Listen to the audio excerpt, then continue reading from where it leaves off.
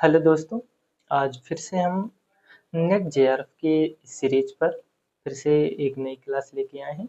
और आज हमारा जो हम जहाँ से पिछली क्लास को ख़त्म किए थे, वहीं से हम जो है आरंभ करेंगे।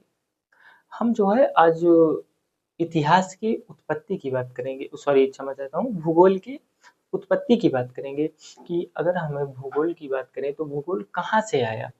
भूगोल भी तो कहीं ना कहीं से आया होगा, तो भूगोल कहाँ से आ सकता था, उसकी हम प्राचीन की बातें देखेंगे। और जो आधुनिक भूगोल है, उसकी जो विचारधारा है, जो आधुनिक भूगोल की उत्पत्ति है, वो कहाँ से हुई है, इस पर आज हमारा चर्चा होगा। तो शुरू करते हैं। आज हमारा क्या चर्चा है, तो हम बात किसकी कर रहे हैं, तो हम कर रहे हैं भूगोल की। इस भूगोल की चर्चा में अगर मैं कहूँ,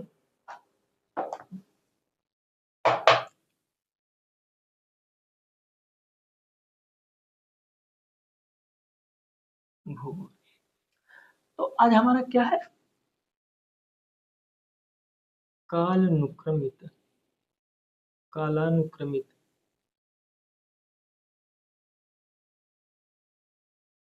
भूगोल की उत्पत्ति।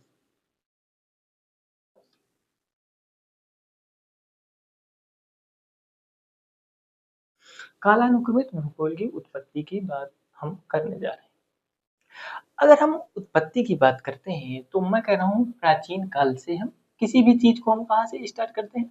अगर हम उत्पत्ति की बात करें तो जहां से इसकी उत्पत्ति हुई होगी, तो अगर हम उत्पत्ति की बात करें तो प्राचीन काल में जाते हैं। थोड़ा सा प्राचीन काल में क्या देखा, प्राचीन काल में हमने कहा कि इसकी उत्पत्ति भारत से भी हो सकती है, इसकी उत्पत्ति चीन से भी हो सकती है, इसकी उत्पत्ति जो है मेसोपोटामिया यानी कि मिस्र से हो सकती है। मैंने कहा यहाँ जो है भूगोल की उत्पत्ति हमारी यूनान से हो सकती थी और रोमन से हो सकती थी, यानी यूरोप से हो सकती थी। लेकिन आखिर यूरोप से हुई, लेकिन यहाँ से अगर यूरोप से हुई तो यहाँ से क्यों नहीं हुई, उस पर भी हम बात करने वाले हैं। अगर मैं कहता हूँ कि प्राचीन में अगर हम भारत से कह दें, नहीं नहीं, कि भारत से भी इसकी क्या हुई होगी, उत्पत्ति हो सकती है। हमने कहा नहीं, भारत से नहीं हो सकती तो चीन से होगी। उन्होंने कहा हाँ हो सकता है, चीन से भी हो सकता है। उन्होंने कहा चीन नहीं, उन्होंने कहा मिस्र से हो सकती है। उन्होंने कहा हो सकती है, मिस्र से हो सकती है। उन्होंने कहा नहीं, यूरोप से भी हो सकती है। लेकिन यूरोप से ही हुई, मिस्र, चीन और भारत से हो सकती थी, ऐसा क्यों मानना है। और यहाँ से ऐसा क्या हुआ कि नहीं हुई, यूरोप से ही हुई। यूरोप में आपने, सॉरी, भारत में आपने देखा होगा एक सभ्यता का नाम, जिसका नाम था सिंधु घाटी सभ्यता।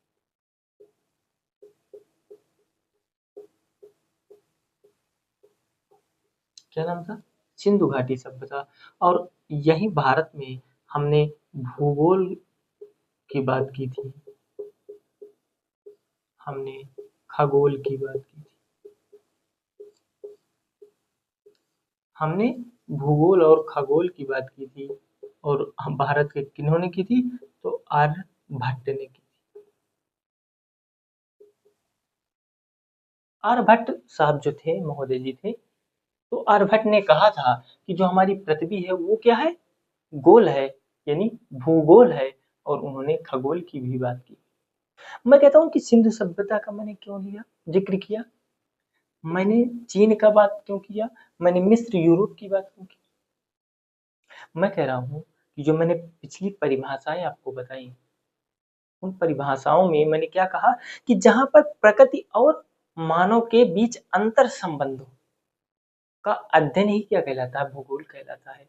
तो भूगोल की उत्पत्ति कहाँ से हो सकती है, जहां मानव और प्रकृति दोनों के बीच अंतर संबंध हो। अगर खाली प्रकृति है तो मैं कह रहा हूँ कि भूगोल की उत्पत्ति नहीं हो रही है, भूगोल की परिभाषा ही नहीं व्यक्त हो रही है। तो हमें कहाँ जाना है, हमें प्रकृति और मानव के पारस्परिक संबंधों पर जाना है, उनके अध्ययन पर जाना है। तो क्या मानव कहाँ पर थे, अगर हम प्राचीन काल की बात करें तो क्या सिंधु घाटी सभ्यता में मानव रहे, अगर मानव रहे तो क्या वहां से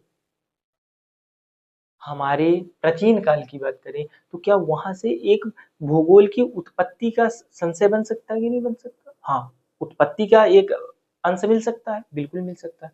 वही बात हुआ चीन में जो है यांगसी नदी के किनारे सभ्यताएं हुई। क्या वहाँ से हो सकता है? बिल्कुल हो सकता है क्योंकि मानव और प्रकृति दोनों के पर्यावरण दोनों के पारस्परिक संबंधों का अध्ययन ही भूगोल कहलाता है। तो यहाँ से भी की भूगोल की उत्पत्ति हो सकती है। हमने मिस्र में एक मेसोपोटामिया देखा।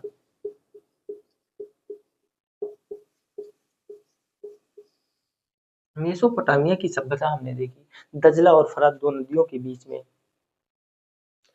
क्या मेसोपोटामिया से भी हमें भूगोल के साक्ष्य मिल सकते हैं कि नहीं? यानी भूगोल के उत्पत्ति के साक्ष्य मिल सकते हैं कि नहीं मिल सकते? बिल्कुल मिल सकते हैं क्योंकि यहाँ भी मानव थे।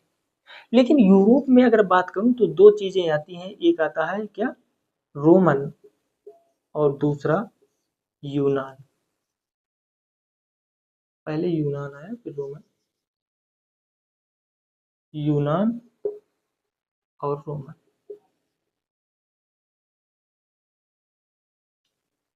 तो हमारे यूनान और रोमन से ही हमें क्या मिला? पृथ्वी की उत्पत्ति की बात कही। वहीं से उन्होंने क्या किया? भूगोल की बात की। लेकिन अगर यहीं से जो है भूगोल की बात, तो मैं अगर कहूं कि आधुनिक भूगोल की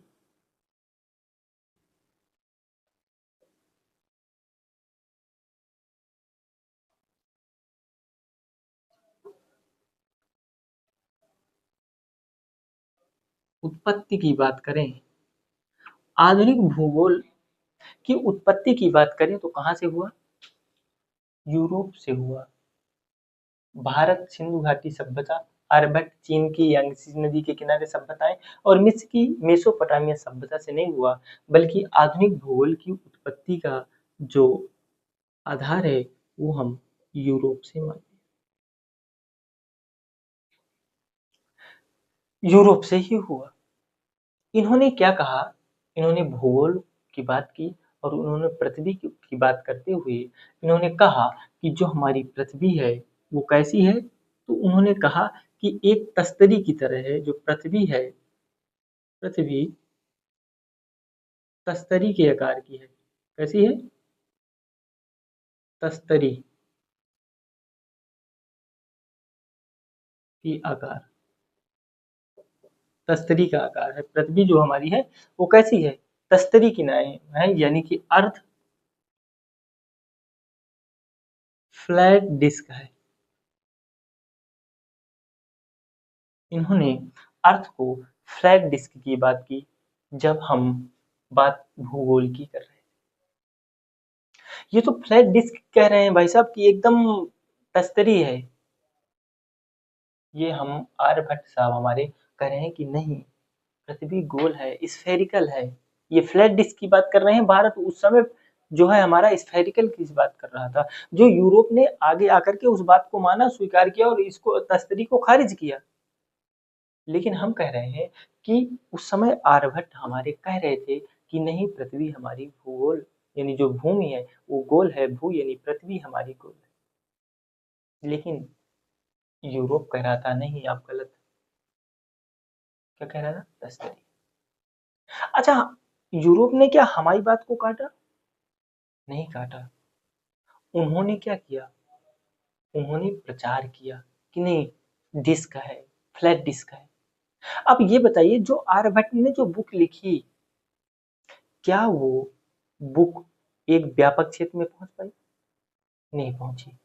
उनके आसपास रही, उनके घर में रही, उनके परिवार वालों के पास रही, उनके गांव तक सीमित रही। हो सकता है आसपास के क्षेत्रों में रही हो।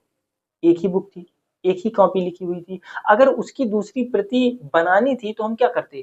उसको दोबारा लिखना था। अगर तीसरी बनानी है तो फिर लिखना पड़ेगा। यानी कि अगर जितनी प्रतियां हमें बनानी है उतनी हमें लिखनी पड़ेंगी। तो क्या आप ये बताइए, एक आर्यभट्ट की बुक और हजार यूरोपियों की एक साथ बुक, कौन ज्यादा प्रभावित करेगी? जो ज्यादा होगी वही, जो मार्केट में दिखेगा वही तो बिकेगा। ये इनकी सीमित रह गई। ये तो बाद में पता चला ना कि आर्यभट्ट ने उनसे पहले हम लोग कह दिए थे। ये तो बाद में पता चला जब हम वो किताब हमको मिली, फिर हम उसको पब्लिश किए। हमने दिखाया कि नहीं हम उससे पहले भी कह रहे थे। लेकिन उसके पहले ये लोग क्या किए, यहाँ पर इन्होंने प्रिंटिंग प्रेस का इजाद किया। यहाँ से प्रिंटिंग प्रेस आई, इन्होंने एक बुक लिखी और उसकी 1000 कॉपियाँ छपवाई। और क्या हुआ, वो जो व्यापारी थे, जहाँ जाते थे, वो क्या करते थे, वो बुक लेके जाते थे और उन्होंने उस चीज़ को क्या किया, प्रचार किया और ये क्या हो गई, यूरोप को केंद्र मान लिया। उन्होंने वहाँ के जो साम्राज्य, जो सभ्यताएँ थी, वहाँ की जो सभ्यताएँ एवं साम्राज्य थे,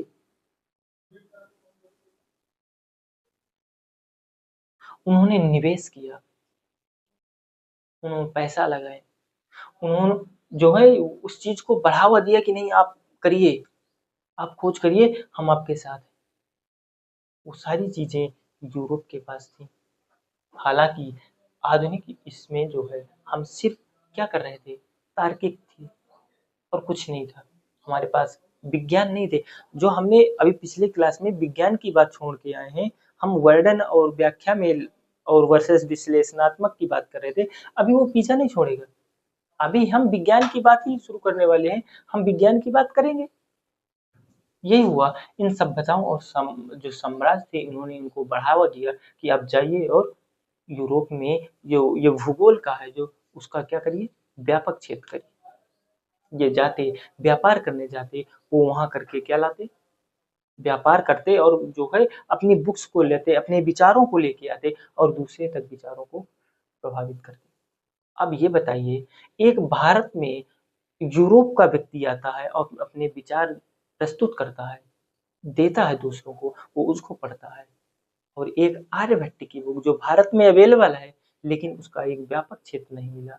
क्यों? क्योंकि अभी भी उसकी एक ही प्रति थी और वो वहीं आसपास भटक रही थी। यहाँ पर यूपीएससी हाल ही में बता रहा हूँ, जो मैंने इतनी बात की, मैंने ये बात की, मैंने यूरोप की बात की, यहाँ से यूपीएससी क्वेश्चंस एक पूछा था हाल ही में, 1-2-3 साल की बात है, आप उसी में आपको मिल जाएगा। ऑप्शनल में या जीएस में कहीं पूछा था। उसने कहा कि विश्व के भूगोल में के अध्ययन में विश्व के भूगोल के अध्ययन में यूरोपीय केंद्रीयता दिखाई देती है। अगर हम विश्व के भूगोल की बात करें, उसका अध्ययन करें, तो उसमें क्या दिखाई देती है, यूरोपीय केंद्रीयता दिखाई देती है। अब यूरोप केंद्रीयता दिखाई देती है, क्यों देती है? क्या आप, अगर इतना आपने देख लिया, तो क्या आप 50 शब्द लिख सकते हैं कि नहीं लिख सकते? यूरोप की अगर केंद्रीयता की बात की जाए तो क्यों उन्होंने ऐसा किया?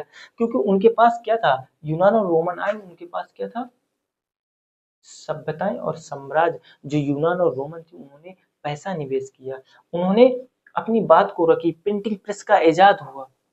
यहाँ से आगे पढ़ेंगे हम, औद्योगिक क्रांति हुई, यहाँ से पुनर्जागरण काल आया, रेनेसा आया और आग का काम इन्होंने क्या किया, प्रिंटिंग प्रेस। तो क्या जिसकी लाठी उसकी भैंस नहीं? अगर हम कह रहे हैं कि पृथ्वी गोल है, जो उन्होंने बाद में कही, लेकिन अभी किस बात पे, नहीं तस्तरी है भाई, चपटी तस्तरी है, फ्लैट डिस्क है, मानो, मानना पड़ेगा, क्योंकि उसके पहले और कोई विचार ही नहीं था कि हम इनकार कर सकें। और अगर था भी, हमारे पास विचार थे भी, तो अभी व्यापक क्षेत्र पर लोगों के पास पहुंचे नहीं थे। इस प्रकार से हम कह सकते हैं कि यूरोप की केंद्रीयता दिखाई देती है, क्योंकि उन्होंने आगामी प्रयास किया, आगे आकर के प्रयास किया। यही बात सभ्यताओं और साम्राज्य में होती रही और हम लोगों का क्या किया गया, भारत का एक तरह से मजाक भी किया गया। और वो मजाक इनके ऊपर भी वही आता है जो आज, जो उस समय हम लोगों के पास कर रहे थे हमारे साथ। जब जब भी धर्म को लेकर के कोई रूढ़िवादिता बढ़ती है, तो फिर वो क्षेत्र हो, देश हो, वो आगे नहीं बढ़ता, वो फंस जाता है उसी रूढ़िवादिता में। आगे ये फंसेगा, यूरोप भी फंसेगा। हम लोगों का क्या होता था, अब अगर वो ये कह रहे हैं कि अब भाई साहब अगर पृथ्वी गोल है, प्रमाण दीजिए, कैसे है? कह रहे हैं हमारे पास विमान बनाने की टेक्निक है, यूरोप वाले कह रहे हैं कि विमान हम बना लेंगे। हमने कहा यार तुम विमान बना रहे हो, हम तो तुमसे 100 साल पहले ये सब हो गया। कहीं दिखाओ। कह रहे हैं बिल्ले दिखाए हम आपको, क्या दिखाए? आपके पास विमान है, हमारे पास आपसे पहले पुष्पक विमान था। उन्होंने कहा टेक्नोलॉजी दिखाओ। कह रहे लो अब तुम्हें रामायण का हम साक्ष्य दिए घूमे। उन्होंने टेक्नोलॉजी देखी, उन्होंने उस पर विचार किया, तब उन्होंने आज यूपीएससी भी यही कह रहा है कि अगर हम विश्व भूगोल की बात कर रहे हैं तो जो हमारी यूरोप केंद्रीयता है, यूरोसेंट्रिसिटी क्यों दिखाई देती है? आपको पता चला। हम लोग तो समझ ही रहे हैं, हंसे हुए थे। आगे अगर मैं इसकी बात आगे करूं तो सभ्यता के बाद अगर हम कालानुक्रमिक भूगोल की बात करें तो मैं पहला ही इसमें कहता हूं, इसको थोड़ा सा मिटा दें।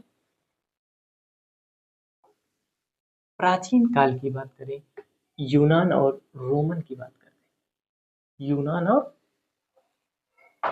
हमारा मेन टॉपिक क्या है? कालानुक्रमिक उत्पत्ति।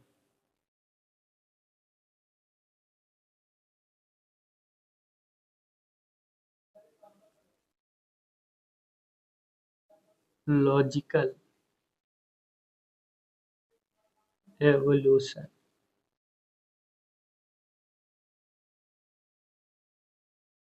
एवोल्यूशन की ही बात कर रहे हैं हम लोग। इसमें हम देख रहे हैं कि जो प्राचीन है, इसमें अब कौन सा हम काल देख रहे हैं? तो प्राचीन काल देख रहे हैं।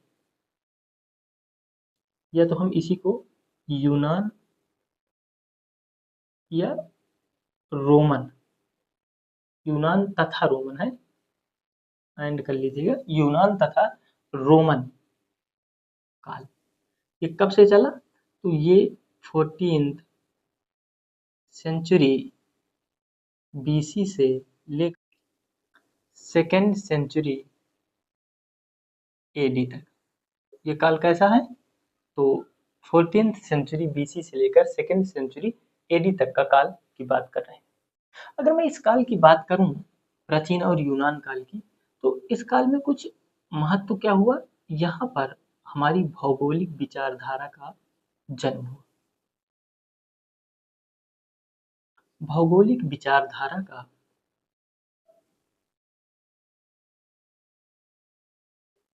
जन्म हुआ। यहाँ से हम लोग भौगोलिक विचारधारा का जन्म करते हैं और यहाँ पर वर्णन और व्याख्या की बात करते हैं। वर्णन और व्याख्या की बात करते हैं। और किस चीज का वर्णन और व्याख्या करते हैं? तो हम यहाँ पे घटनाओं का देखते हैं, प्रमुख घटनाओं को भी, प्रमुख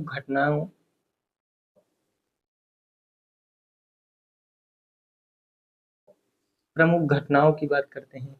और हम यहाँ पे व्यापार की बात करते हैं। यहाँ पे हम मानचित्र की बात करते हैं। घटनाएं कैसी? तो यहाँ पर हमारी दोनों, एक प्राकृतिक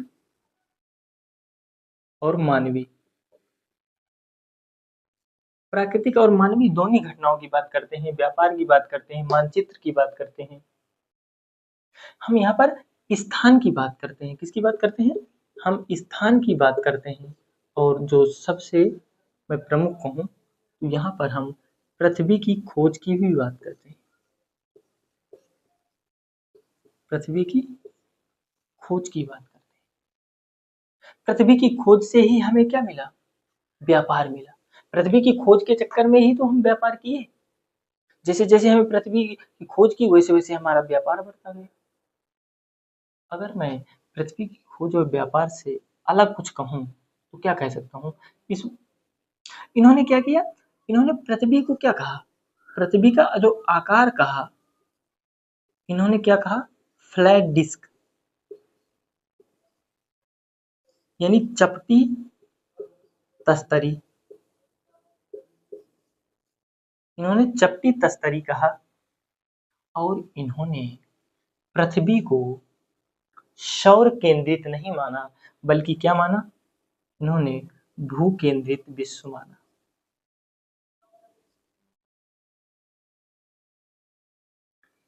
इन्होंने दो चीजें, एक भू केंद्रित विश्व और दूसरा तस्तरी, आकार की बात करें। इसकी पृथ्वी की। ये दो चीजें उन्होंने रखी कि जो हमारा सौर मंडल है वो भू केंद्रित विश्व है, जो हमारा विश्व है भू केंद्रित है, और जो हमारा पृथ्वी है वो फ्लैट डिस्क नहीं, वो सॉरी फ्लैट डिस्क है, और स्फेरिकल की बात अभी नहीं आती। हालांकि अगर मैं कहूँ तो अगर मैं इनके विश्व मानचित्र की बात करूं तो इनका विश्व मानचित्र जो कुछ ऐसा करके था। ये लोग इसको यूरोपा कहते थे, इसको ये लोग लीबिया, और इसको ये लोग एशिया कहते थे। इनके पास ये मैप था, विश्व का मैप है बता रहा हूँ। इस समय इनके पास ये विश्व का मैप था, और इसी से ये कह रहे थे कि यहाँ पर तीन जो कॉन्टिनेंट है, एक यूरोपा है, एक लीबिया है जो अफ्रीका है, और ये बाद में साउथ अफ्रीका कहा गया, सॉरी दक्षिण, हाँ वही अफ्रीका कॉन्टिनेंट, और एक को एशिया। इन्होंने कहा तीन ही है, इसके अलावा कोई दुनिया नहीं है। हालांकि बाद में इन्हें नई दुनिया मिलती है, इसलिए इसको फिर ओल्ड वर्ल्ड कहा जाता है, उसको न्यू वर्ल्ड कहा जाता है, वो आगे हम चर्चा करेंगे, इसकी भी बात करेंगे। लेकिन उन्होंने ये इनका मैप रहा, और इन्होंने क्या कहा कि जो हमारी पृथ्वी है वो तस्तरी है, भू केंद्रित है। फिर हमारे एक दिन अरस साहब आते हैं, सॉरी हाँ अरस्तु साहब आते हैं, लेकिन अरस्तु के पहले प्लेटो आते हैं। क्या आते हैं? प्लेटो। एक दिन प्लेटो साहब आए और उन्होंने कहा कि नहीं, जो हमारी पृथ्वी तस्तरी की हम बात कर रहे हैं, तस्तरी नहीं है, वो स्फेरिकल है। जो आज से बहुत साल पहले आर्यभट्ट कह रहे थे, वही बात अब आकर के प्लेटो कह रहे हैं कि जो हमारी पृथ्वी है वो कैसी है, वो गोल है, स्फेरिकल है, और ये फ्लैट डिस्क नहीं है।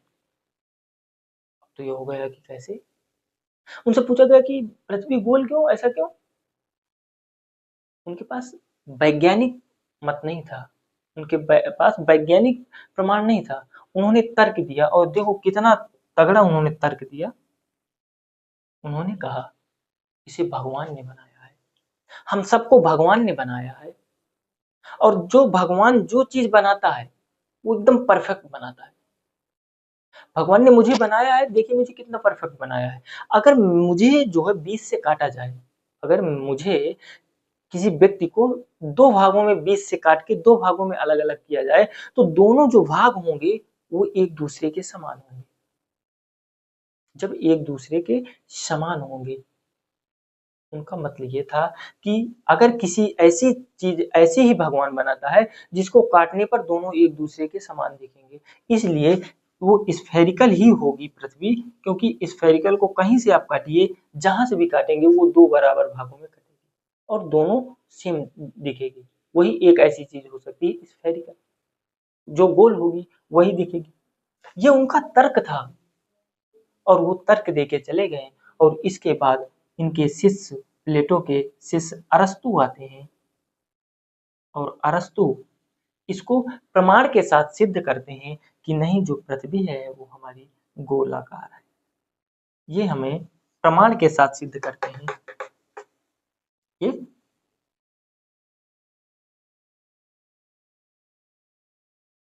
ये हमें प्रमाण के साथ सिद्ध कर देते हैं कि नहीं, पृथ्वी हमारी गोली है। लेकिन ये प्रमाण दिया, और अरस्तु ने इसके बाद कई अन्य तर्क भी दिए। भाई प्लेटो का शिष्य था, उन्होंने भी कई तर्क दिए, और इनके जो शिष्य हुए सिकंदर,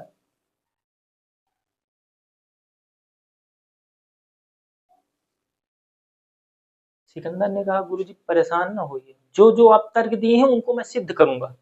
और सिकंदर क्या किया, जहां जहां गया, जहां जहां गया, और उसने वो जो कुछ चीजें थी उन्होंने सिद्ध की। और जहां वही नहीं, अल सिकंदरिया शहर आपने सुना ही होगा। तो सिकंदर वहां जा जा करके बहुत सारी चीजें उन्होंने क्या की, प्रूव्ड की, अरस्तु के जो तर्क दिए गए थे। इस प्रकार से यहाँ से दो चीजें बदल गई, एक हमारी तस्तरी जो है हट गई, और प्रमाण के साथ गोलाकार आई, और दूसरा अब हमारा भू केंद्रित विश्व की बात है। एक गैलीलियो महोदय आए, आपने नाम सुना होगा गैलीलियो का।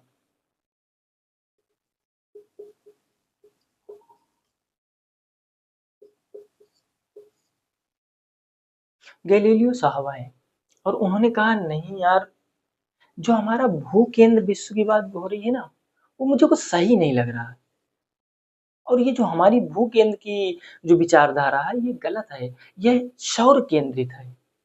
उन्होंने इस पर चर्चा किया, लेकिन प्रमाण नहीं प्रस्तुत कर पाए। और गैलीलियो के बाद एक और हमारे पास व्यक्ति आते हैं, जिनका नाम था कॉपरनिकस। आपने नाम सुना होगा कॉपरनिकस। और कॉपरनिकस ने प्रमाण के साथ सिद्ध किया कि जो हमारी भू केंद्रित विचारधारा है, भू केंद्रित विश्व है,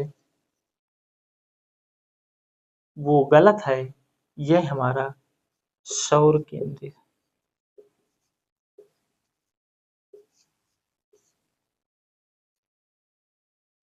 हालांकि गैलीलियो आए, उस पर चर्चा किए, लेकिन कॉपरनिकस आए और उन्होंने इसको प्रमाण के साथ सिद्ध किया कि जो हमारी पृथ्वी है, जो हमारा विश्व है, वो हमारा भू केंद्रित नहीं बल्कि सौर केंद्रित है।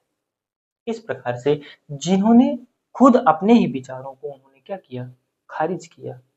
अब इसके बाद जो अगला काल आएगा, ये तो हमारे प्राचीन रोमन और यूनान काल की बात की, 14th सेंचुरी बीसी से 2nd सेंचुरी एडी तक की बात की।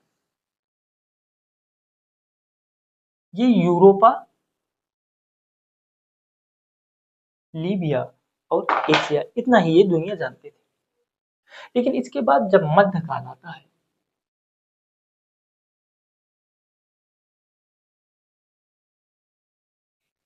मध्यकाल मध्यकाल इसका समय क्या रहता है, तो ये 2nd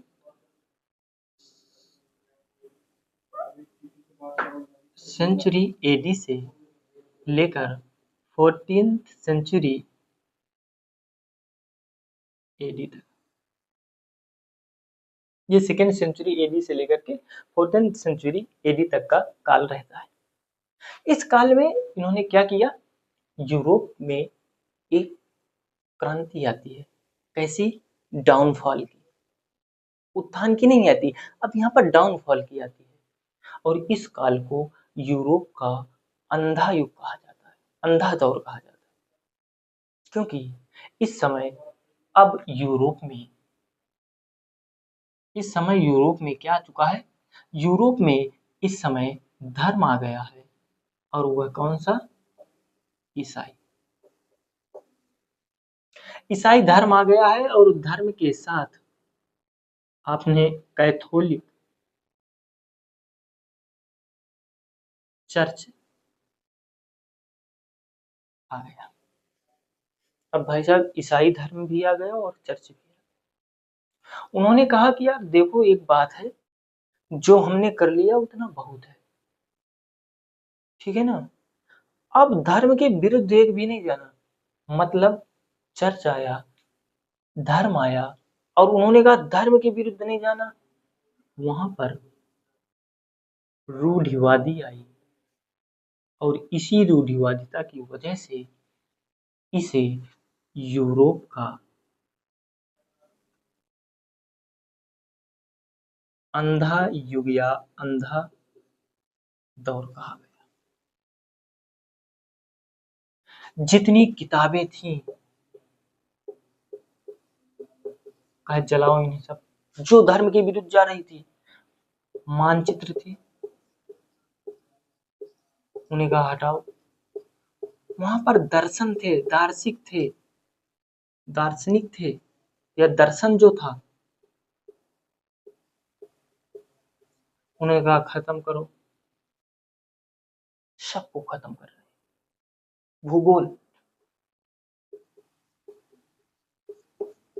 बहुत कर लिया, भूगोल बहुत कर लिया, कुछ सब किताबें जला रहे हैं। कोई नहीं, धर्म के विरुद्ध नहीं, चर्च के विरुद्ध नहीं, एकदम कट्टर रूढ़िवादिता आ गई। जिस समय धर्म अपने चरम रूढ़िवादिता पर आ जाए, उस समय किसी भी समुदाय, किसी देश, स्थान का पतन निश्चित रूप से संभव हो जाता है। अब यूरोप खत्म, जो एक समय भूगोल को पायदान पे लाया, जिसने भूगोल को आगे लाया, वही आज उस भूगोल के खिलाफ खड़ा है और उसका सिर्फ एक ही रीजन है, वो है धर्म। धर्म को लेकर के आए, चर्च को लेकर के आए, रूढ़िवादिता आई, यूरोप का अंधा युग हुआ, किताबें, मानचित्र, भूगोल, दर्शन सब कुछ खत्म। एक ही चीज थी वहां, सिर्फ बाइबल, चर्च, ईसाई धर्म, और इसके अलावा कुछ नहीं था। एक भी कदम, एक भी शब्द धर्म के विरुद्ध नहीं होगा। जब धर्म के विरुद्ध नहीं होगा तो रूढ़िवादिता बढ़ी और सब कुछ जो बना बनाया भी था वो भी खत्म हो गया। और इस समय पश्चिम एशिया में, अरब प्रायद्वीप में एक धर्म पनपने लगा और यहाँ पर एक धर्म का एंट्री होती है, एक और धर्म, नया धर्म आता है और इस धर्म का नाम था इस्लाम। अब यहाँ पर इस्लाम की क्या हो गई, एंट्री हो गई मध्यकाल में, और इस्लाम आता है और इसने क्या किया, इसने कहाँ आया, तो अरब भौगोलिक क्षेत्र में आया। अरब भौगोलिक क्षेत्र, जिसे हम पश्चिम एशिया,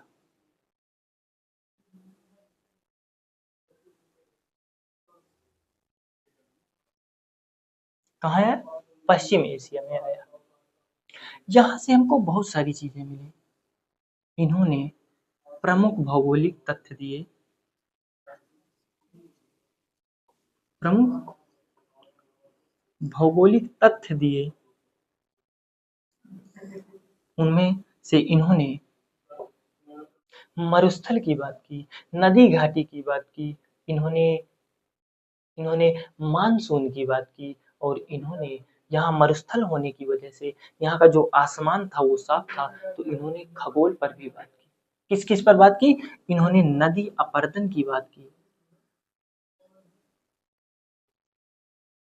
इन्होंने मरुस्थल की बात की, इन्होंने खगोल की बात की, और इन्होंने मानसून की बात की। अभी यूरोप में तो एक ही मानसून था ना, लेकिन अब तो मानसून चेंज हो जा रहा है। जो साउथ गोलार्ध से जब हम आगे पढ़ेंगे, वो तो मानसून, यहाँ तो मानसून का भी प्रभाव आ रहा था, इसलिए इन्होंने सबसे पहले मानसून की भी बात की, इन्होंने मरुस्थल की बात की, और इन्होंने विश्व पर, जो हम भारत तो आर्यभट्ट कर चुके थे खगोल की, लेकिन इनका जो आकाश था वो क्या था, आसमान साफ होता है मरुस्थलीय क्षेत्रों में, इसलिए उन्होंने खगोल पर भी काम किया और खगोल की भी बात की। जो इस समय यूरोप चल रहा था, अब वो क्या हो गया यूरोप, अब वहां से इस्लाम एंट्री ले लिया, और यूरोप से उन्होंने बुकें थी वो वहां से मंगवाए और उनको ट्रांसलेट करवाया, अपनी भाषा में उन्होंने ट्रांसलेट करवाया। तो अब क्या बताइए, यूरोप से ये अग्रणी होगी कि नहीं होगी, यूरोप से ये अग्रणी हुए। अब तो कुछ चीजें बनी बनाई मिल रही थी, वो उनको पढ़े, उन्होंने देखा और आगे का प्रसार किया। इस प्रकार से अब यहाँ एक नया धर्म, इस्लाम, जो अभी भूगोल किसके हाथों में था, यूरोप के हाथों में था, अब वो किसके हाथों में चला गया, अब वो इस्लाम के हाथों में चला गया। इन्होंने जो भी बात की, लेकिन अभी भी बात विज्ञान की नहीं हुई, अभी भी सिर्फ बात वर्णन की चल रही है, व्याख्या की चल रही है, वर्णन और व्याख्या की चल रही है, लेकिन अभी विज्ञान की बात नहीं हुई, अभी विश्लेषणात्मक की बात नहीं हुई, अभी सिर्फ किस पर, तथ्यों पर दिया जा रहा है, प्रमुख भौगोलिक तथ्य दिए, नदी अपर्दन दिया कि वहां पे मरुस्थल है, यहाँ पर खगोल है, यहाँ पे मानसून आ रहा है, लेकिन क्यों आ रहा है, कैसे आ रहा है, ये नहीं बता पा रहे हैं, अभी विज्ञान नहीं आया है, अभी सिर्फ भूगोल चल रहा है, भूगोल एक विज्ञान नहीं बन पा रहा। अब इसके बाद का जो काल है, उस काल को हम क्या बोलते हैं?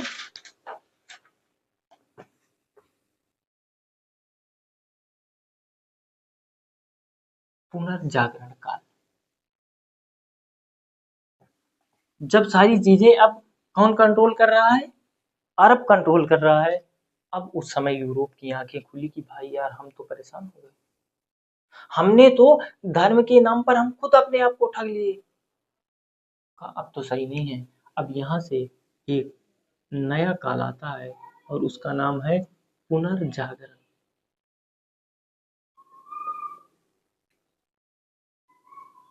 पुनर्जागरण काल आता है और पुनर्जागरण या रेनेसां काल आ गया।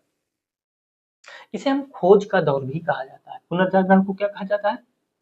इस काल को खोज का दौर या खोज का काल कहा जाता है, क्योंकि इस समय जो वहां के राजा थे, उन्होंने क्या किया? उन्होंने मार्ग मार्ग क्यों किया? अब मैं बताता हूँ। जिस समय अब यूरोप यहाँ पर काफी चीजें सुधार गया।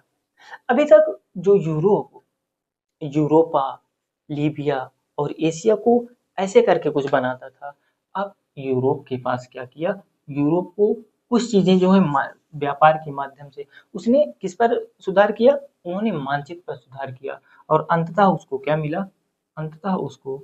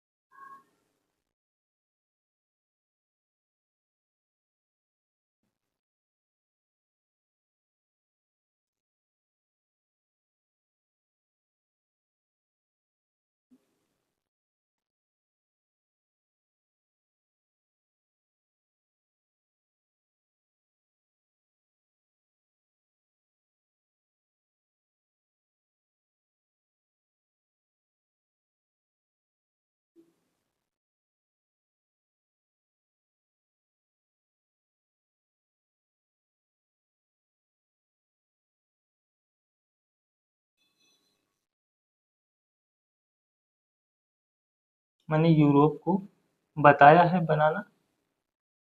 आप चाहें तो देख सकते हैं।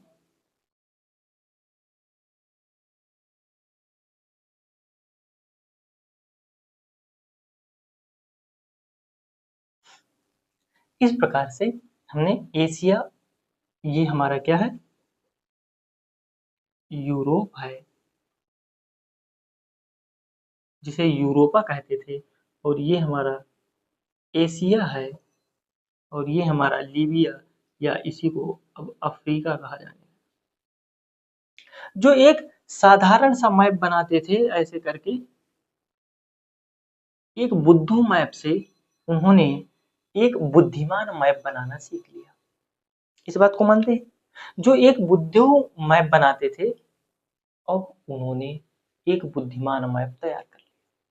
जब एक बुद्धिमान मैप तैयार किया, लेकिन अभी उनको जो है ये हमारे क्या कहलाते हैं? ये ओल्ड वर्ल्ड कहलाता है। ये हमारा क्या कहलाता है? ये हमारा ओल्ड वर्ल्ड कहलाता है। लेकिन अभी तक हमको ये नहीं पता था कि इसके परे भी कोई दुनिया है। यहाँ पर ये एक एशिया, यूरोप और अफ्रीका, इसको हम क्या बोलते थे? ओल्ड वर्ल्ड, क्योंकि ये हमारी पुरानी दुनिया थी। ये इसको मैं कहूँ एक, दो और तीन, तो एक प्लस दो प्लस तीन, इनको हम क्या बोलते थे? Old world. ओल्ड वर्ल्ड पुराना विश्व कहा जाता था ये। और इसके बाद जब उन्होंने खोज की दौर की, तो उन्होंने यहाँ से क्या किया? जाना प्रारंभ किया और उन्हें नई क्या मिली? एक नई दुनिया। नई दुनिया मिली तो यहाँ पर क्या मिला? यहाँ पर उनको मिला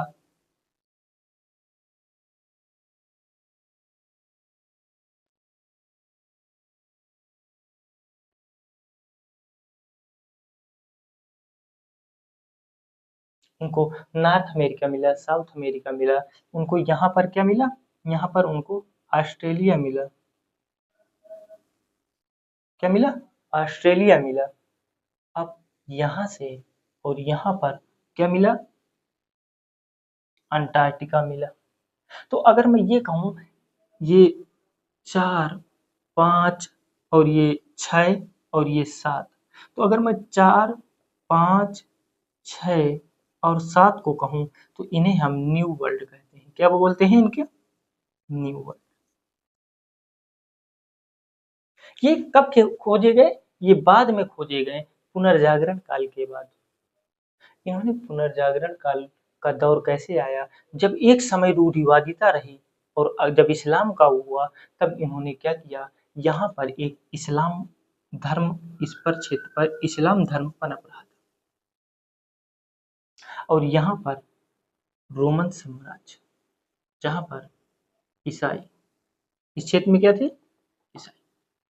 लेकिन इनके बीच में, इसको हम बोलते हैं हॉली वॉर। क्या बोलते हैं? हॉली वॉर। यानी जब दो धर्मों के बीच की लड़ाई हो तो हम उसको होली वॉर कहते हैं। और होली वॉर दो हो रहे थे, एक का नाम था क्रूसेड और दूसरे का नाम था जिहाद। दो लड़ाइयां चल रही थी, इस्लाम के लिए जिहाद और क्रिश्चियन के लिए क्रूसेड। दो जो है धर्म युद्ध हो रहे थे। और ये लोग क्या किए, जो इस्लाम थे, इस्लाम ने यहाँ पर आधिपत्य किया, यहाँ पर आधिपत्य किया और इसको यहाँ पर आधिपत्य करते करते यहाँ पर भी आधिपत्य किया। लेकिन रोमन में इस वाले क्षेत्र को क्या किया गया? यहाँ से इस्लाम को भेज दिया गया, यहाँ से इस्लाम को खदेड़ दिया गया। लेकिन इस वाले क्षेत्र में इसने क्या कर लिया? आधिपत्य कर लिया। अब जो यूरोप को एशिया आने का मार्ग था ना, इसे हम क्या बोलते थे? Silk route. जो सिल्क रूट था वो अब पूरी तरह से किसके कब्जे में हो गया? इस्लाम के कब्जे में हो गया। और इस्लाम ने नो एंट्री कर दी कि हमें कोई टैक्स नहीं लेना है कि आप यहाँ से जाइए, क्योंकि जब आप आते हैं तो लड़ाइयाँ झगड़े होते हैं, इसलिए हम नो एंट्री करते हैं। और इस्लाम ने यहाँ से यूरोप को नो एंट्री कर दी। अब यहाँ पर आधिपत्य किसका हो गया? व्यापार को लेकर के या किसी प्रकार की कोई भी, अगर यहाँ पर जो भी कुछ होगा वो किसके मन से होगा? अगर भारत को यूरोप जाना है, चीन को यूरोप जाना है, तो किसको टैक्स देना पड़ेगा? अरब वालों को देना पड़ेगा, इस्लाम को देना पड़ेगा। लेकिन यहाँ से ये लोग नहीं आ पा रहे थे यूरोपी। तब यहाँ से अब जो उनका धर्म था अब नहीं काम कर रहा था। अब धर्म बचा लेता सिल्क रूट को, धर्म बचा लेता उनके व्यापार को, तब तो धर्म नहीं आगे आ पाया। तब तो ईसाई धर्म नहीं आया, तब जो कैथोलिक चर्च था तब तो नहीं आया ना, उसकी रूढ़िवादिता काम नहीं आई ना। मैं इसीलिए कहता हूँ कि जब जब धर्म की रूढ़िवादिता बढ़ती है उसका पतन संभव हो जाता है। अब यहाँ के जो राजा महाराजा थे, जो यहाँ सभ्यताएं थी, उन्होंने कहा अब तो भाई गड़बड़ है, अब हमें कुछ करना पड़ेगा और हमें नए मार्ग की खोज करना पड़ेगा। इन्होंने नए मार्ग की शुरुआत की। यहाँ से हजारों नाविक ऐसे आए आए जिनका आज तक पता ही नहीं चला। हजारों लोगों ने बलिदान दिया, कितने न जाने कितने लोगों ने बलिदान दिया, कितने रुपयों का ह्रास हुआ, लेकिन उन्होंने हार नहीं मानी। उन्होंने कोलंबस को भेजा।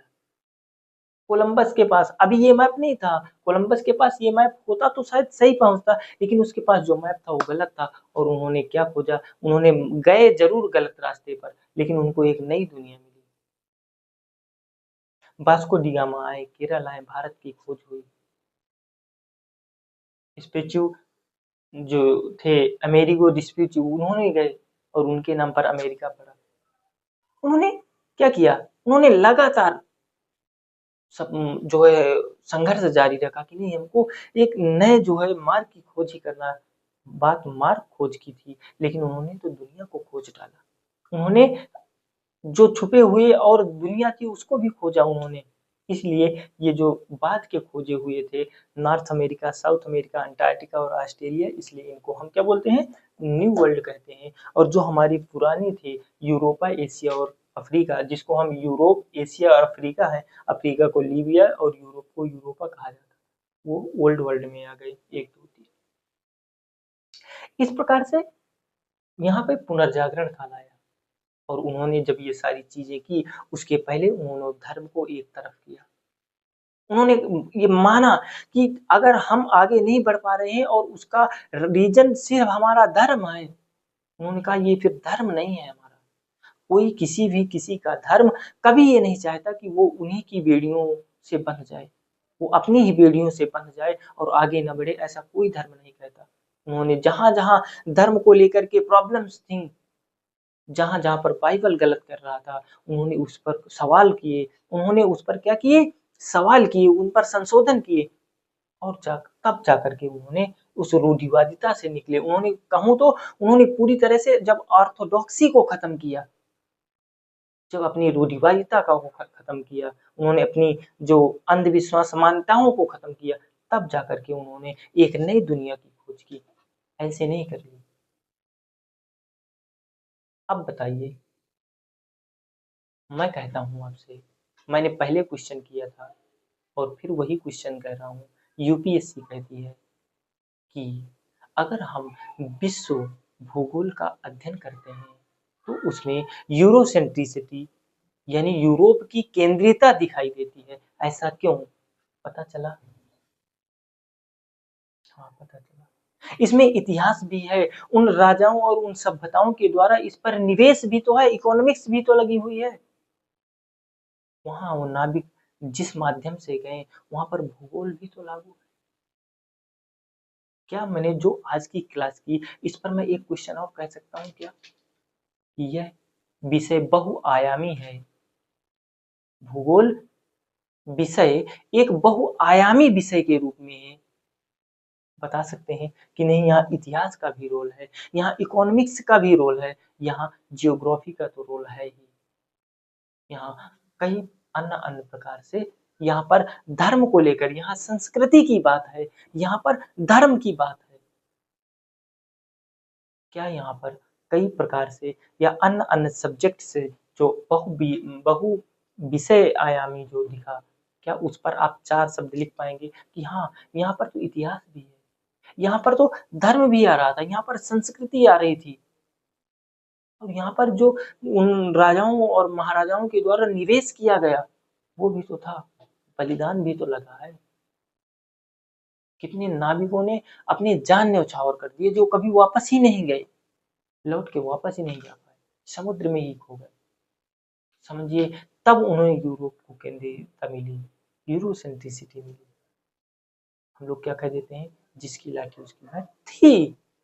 उन्होंने एशिया को फार ईस्ट कहा, यहाँ पर उन्होंने मिडिल कहा, यहाँ पे उन्होंने ईस्ट एशिया कहा और उसके बाद उन्होंने फार ईस्ट कहा। अपने हिसाब से भाई, उनके पास था सब कुछ, तो जिसकी लाठी जिसकी भैंस कह सकते हैं जहां जरूरत है। लेकिन यहाँ पर तो उन्होंने अपने आप को संघर्ष से झेला। जो एक समय अपने धर्म से रूढ़िवादिता में फंसा हुआ था, वो तो आगे आकर के निकला, उसी रूढ़िवादिता, उसी बेड़ियों को तोड़ करके निकला। यह हमारा पुनर्जागरण। इसमें हमने क्या देखा? इसमें हमने देखा औद्योगिक क्रांति आई,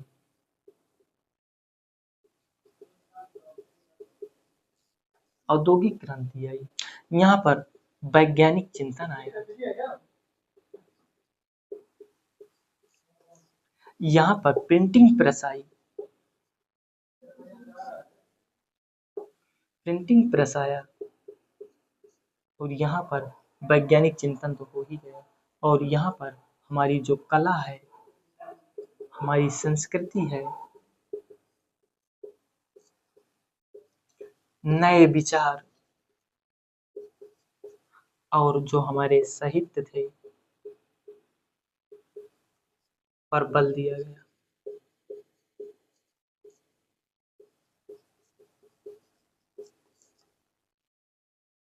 हमें पुनर्जागरण काल के बाद का जो दौर है उसको हम क्या बोलते हैं? ये बढ़िया सा काल है, पुनर्जागरण के बाद जो आता है।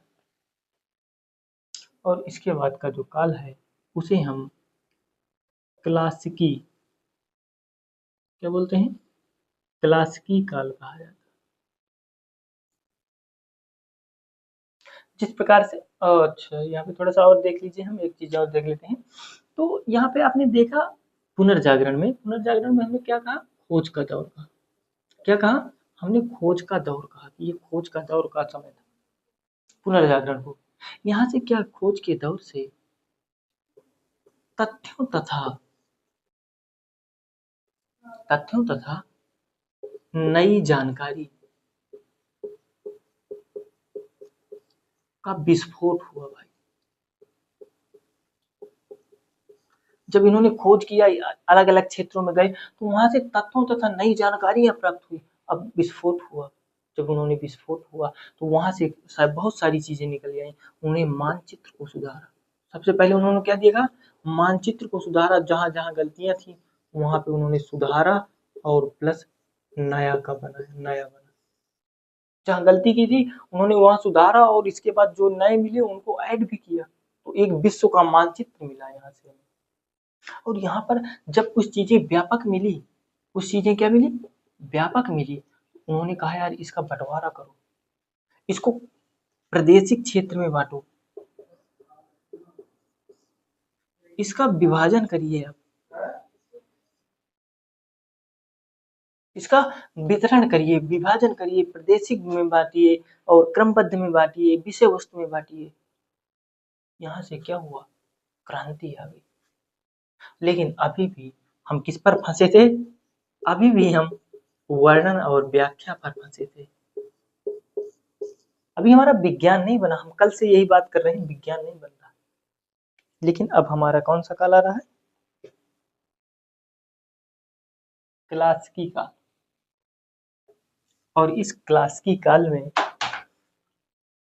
दो मत दिए। एक सबसे मैं अगर कहूं वार्नहार्ड वेरेनियस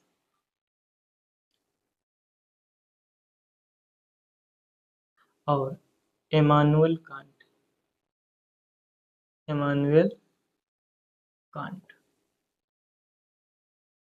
ये दो व्यक्ति जिन्होंने क्लासिकी काल को बताया।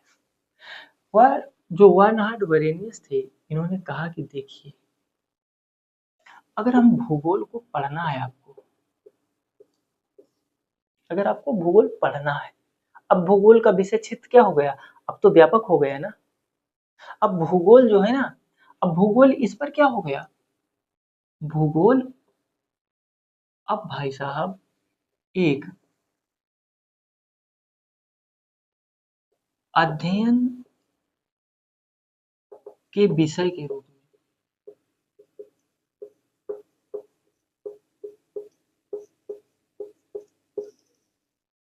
एक अध्ययन के विषय के रूप में भूगोल आ गया।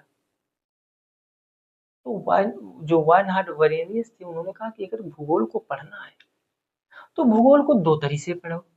भूगोल है, या तो आप इसको ये कह सकते हैं कि जो प्रकृति यानी प्राकृतिक सतह पर व्याप्त सतह पर व्याप्त व्याप्त भिन्नता, या भिन्नता को हम क्या बोलते हैं? विविधता बोल देते हैं। या दूसरा मानव निर्मित सतह पर, मानव निर्मित मानव निर्मित सतह पर व्याप्त विविधता।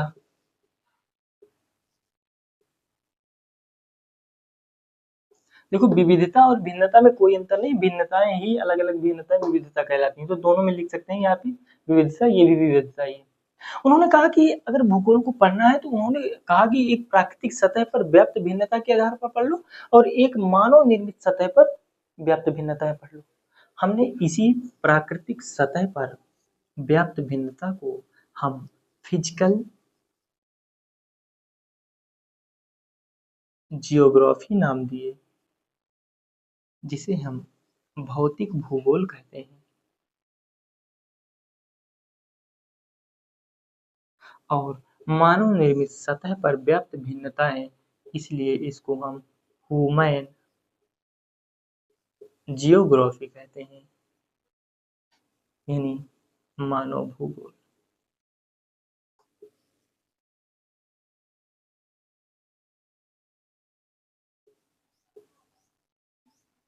मानव भूगोल। इसके बाद इन्होंने कहा कि अगर इस तरह से पढ़ लीजिए, या तो भूगोल को और भी एक तरीके से पढ़ा जा सकता है, और उन्होंने उसके भी दो रीजन्स बताए। उनका एक रीजन था विषय वस्तु पर,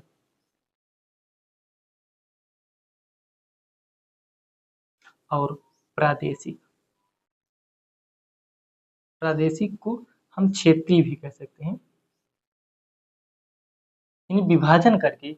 और विषय वस्तु, या इसी को हम कह सकते हैं क्रमबद्ध।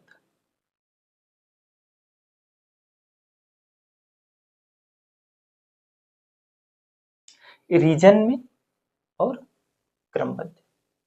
इस प्रकार से जो वार्न हार्डवेरेनियस थे, उन्होंने भूगोल को संज्ञा देते हुए कहा कि भूगोल को हम इन दो प्रकारों से पढ़ सकते हैं। इसीलिए वार्न हार्डवेरेनियस को भूगोल में द्वैतवाद की संज्ञा, द्वैतवाद, द्वैतवाद का मतलब एक से अधिक प्रविधियां, यानी किसी भी चीज को एक से अधिक विधियों के द्वारा सीखा जाता हो, उसी को हम द्वैतवाद कहते हैं। तो द्वैतवाद की धारणा के जन्मदाता वार्न हार्डवेरेनियस को माना जाता है, क्योंकि इन्होंने सबसे पहले भूगोल को दो तरह से पढ़ने, विषय वस्तु क्रमबद्ध या प्रादेशिक क्षेत्रीय से, या तो प्राकृतिक सतह पर व्याप्त भिन्नताएं भौतिक भूगोल, और मानव निर्मित सतह पर व्याप्त भिन्नताएं मानव भूगोल से उन्होंने इंगित किया। और यह काल कैसा था? तो इस काल को हम कह सकते हैं, कब था? तो ये 17 एथेंस सेंचुरी एडी का काल था। इस प्रकार से हमने आज क्या देखा? हमने भूगोल को कई कालों में, कालखंडों में बांटा, और एक एक करके हमने देखा। फिर मैं वही, आज जो पहले क्वेश्चन था, क्या था? बहु विषय आयामी। भूगोल विषय बहुआयामी विषय क्यों? अब समझ में आया? जो हमने पीछे बात की, हमने इतिहास की भी बात की, हमने राजाओं के द्वारा निवेश किए गए इकोनॉमी की बात की, हमने संस्कृति की भी बात की, हमने कला की भी बात की, हमने साहित्य की भी बात की, हमने अन्य अन्य तत्वों की बात की। लेकिन हमने उसके पहले तक हमने क्या किया? हमने सिर्फ वर्णन और व्याख्या की बात कही, और हमने क्लासिकी काल में विषय के रूप में हमने यहाँ पर आधारशिला रखी। क्या रखी? आधारशिला रखी। कब? क्लासिकी काल में। और वार्न हार्डवेरेनियस महोदय ने हमको सबसे पहले द्वैतवाद की संज्ञा दी। और वो द्वैतवाद कौन से थे? भौतिक भूगोल, या तो मानव भूगोल एक तरह से, और दूसरा क्रमबद्ध या फिर प्रादेशिक या क्षेत्रीय तरीके से हम भूगोल को पढ़ सकते हैं। तो आई होप आज कुछ समझ में आया होगा। लेकिन फिर भी मैं कह रहा हूँ कि हो सकता है आज भी कुछ समझ में नहीं आया हो, लेकिन मैं दावे के साथ कह सकता हूँ कि अगर आप मेरा साथ दिए, मेरे साथ देने का मतलब, मैं आपसे सब्सक्रिप्शन, लाइक, शेयर नहीं मांग रहा। मैं सिर्फ आपसे इतना, मेरी मेरी सहायता करिए कि आप मुझ पर ट्रस्ट करिए थोड़ा सा। आपने अगर मुझ पर, ये जो साथ देने की बात कर रहा हूँ, ट्रस्ट किया, और आपने रेगुलर बेस पर काम किया, तो मैं दावे के साथ कह सकता हूँ कि आप शिखर पर पहुंचेंगे। ये मेरा 100% श्योरिटी है। मैं दिल से कह रहा हूँ। मैं किसी वेसन्स के लिए नहीं कह रहा कि नहीं यार कुछ भी चीजें मुझे मिल जाए। नहीं भाई, मुझे वो सब चीजें नहीं चाहिए। अगर मेरे में काबिलियत होगी तो वो आ जाएगी, आज नहीं कल आ जाएगी। उसकी क्या भीख मांगना भाई। उसके लिए लड़ना पड़ेगा, हमें संघर्ष। अगर मुझे कुछ चीजें चाहिए ना, अगर मैं उस चीज को डिजर्व नहीं कर पा रहा हूँ, तो मुझे संघर्ष करना चाहिए ना। अगर मैं संघर्ष करूंगा, उस तक पहुंचूंगा, तभी तो डिजर्व करता हूँ। लेकिन मैं अभी भी कह रहा हूँ कि अगर आप बेहतर तरीके से करेंगे और मेरा साथ देंगे, तो हम अच्छी तरह से मेहनत करेंगे। और आपके ही जैसे मैं हूँ, मैं कोई ऑक्सफोर्ड यूनिवर्सिटी से पढ़ के नहीं आया भाई। मैं भी आप ही के जैसा स्टूडेंट रहा हूँ, अभी भी हूँ। मैं भी आपके तरह स्टडी करता हूँ। बस ये था कि हम साथ में मिल कर के पढ़ें। बस इसी उद्देश्य के साथ मैंने इस जो हमारा कार्यक्रम है उसकी मैंने शुरुआत की और मैंने एक यूट्यूब चैनल बनाया और ये एक मेरा माध्यम था कि मैं बहुत सारे लोगों से जुड़ सकता हूँ, जो मेरे आस-पास भी नहीं हैं, उनसे भी मैं जुड़ सकता हूँ और इसी उद्देश्य के साथ मैंने इस कार्यक्रम की शुरुआत की। तो आई होप कि आज आपको समझ में आया होगा। अगर आज भी नहीं समझ में आया तो कोई चिंता का विषय नहीं है। अब हम भौतिक भूगोल और मानव भूगोल को अलग-अलग बाँटेंगे और हम भौतिक भूगोल को पढ़ेंगे, फिर हम मानव भूगोल को पढ़ेंगे। लेकिन उसके पहले अभी भी हमारी आधारभूत सत्य चलेंगी और जो हम लोग हमारे पास होता है ना कि आर्कियन काल की समय की बात कर रहे थे यार प्रीकैम्बियन क्या होता है कैम्बियन काल पत्थर कब बने पहाड़ कब बने है ना चट्टाने प्राथमिक चट्टाने कब आई मानव का जीवन किस समय आया तो हमने भूगोल को जान लिया लेकिन अब मानव जीवन की बात करें का जीवन कैसे आया पहले मछली आई है ना मीन अवतार मत्स्य अवतार कच्छप अवतार शुकर अवतार आया ना वो तो हमारी एक धर्म की बात है अनंत धर्मों में अनंत चीजें बताती हैं कि कैसे क्या हुआ मैं यहाँ से और अगर कुछ बात करूं तो लेकिन मैं कल की क्लास करने के बाद फिर बताऊंगा कि ये थोड़ा सा मैं दर्शन की भी बात करूंगा आज नहीं अभी कल तो और बेहतर समझ पाएंगे तो आज के लिए इतना ही हम मिलते हैं एक नए सेशन में नए सत्र में तब तक के लिए आप सभी को बहुत बहुत आभार और बहुत बहुत धन्यवाद